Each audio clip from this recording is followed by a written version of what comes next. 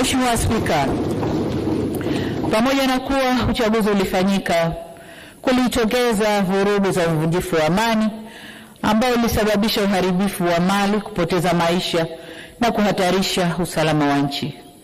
Tunapoenda mbele, ni wasihi sana wa Tanzania tuongozwe na dhamira ya maelewano, ushirikishwaji, kujirekebisha na umoja. Kwa wanangu vijana wa taifa hili la Tanzania, niseme kuwa nchi hii imejengwa kwenye misingi ya amani na utulivu wa kisiasa. Sisi wazazi wenu tungeshawishika kufanya mlioyafanya wakati huu, nchi hii isingekuwa na neema na maendeleo mnayoyaona leo.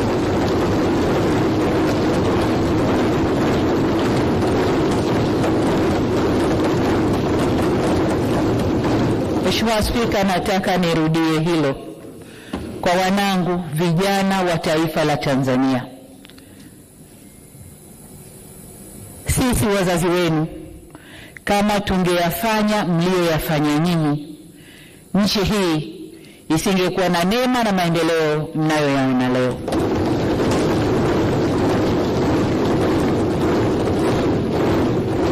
Hivyo niwasihi sana wanangu vijana wa Tanzania, nchi hii ni yenu.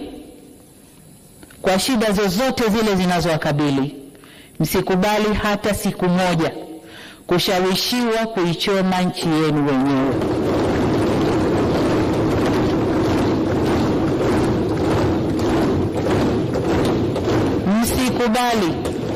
Msikubali kukata tawi la mti ambao mmeukalia.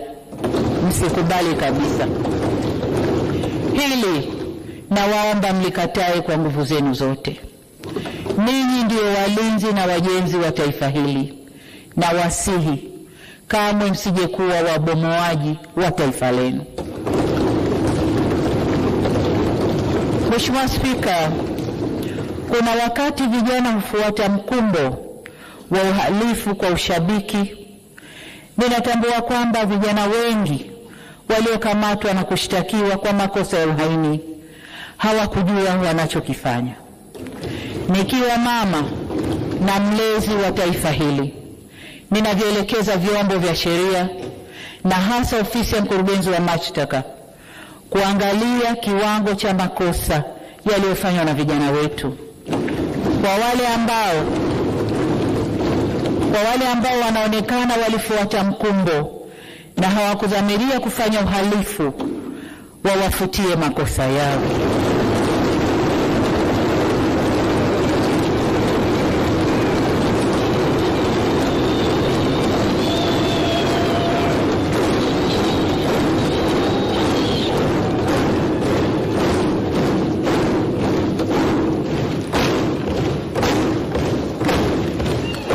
Asante Mheshimiwa wabunge, nashukuru. Waheshimiwa wabunge, ukiangalia klipu zile za maandamano, unaona kabisa kuna vijana ambao waliingia kwa kufuata mkumbo. Wanaimba kwa kufuata ushabiki. Hawakuwa wanajua wanalolifanya. Kwa hiyo kama mlezi, kama mama, ndio maana naelekeza vyombo vya ulinzi na usalama, hasa ofisi ya DPP, kuchuja viwango vya makosa, na kwa wale waliofuata mkumbo basi waseme nao kisha wawaachie waende kwa wazazi wao. Natoa msamaha huo kwa sababu hata maneno ya Mwenyezi Mungu katika kitabu cha Luka sura 23 mstari wa 34 yanasema, na hapa nanukuu, Yesu akasema, Baba uwasamehe kwa kuwa hawajui watendalo.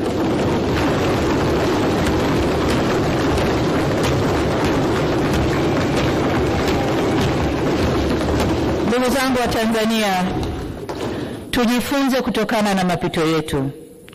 Hapana shaka kwamba Tanzania ni nchi inayofuata misingi ya kidemokrasia, ila neno demokrasia kamili inaweza kutafsiriwa kwenye mitazamo tofauti. Haina formula moja. Kama taifa tunaendelea kujifunza na kujirekebisha Hivyo basi sote kwa umoja wetu tunapaswa tuitumie fursa hii, tuendelee kujifunza, tujirekebishe na tukubaliane jinsi ya kuendesha nchi yetu kidemokrasia kwa kuzingatia tamaduni, mila na desturi zetu na sio za kuletewa.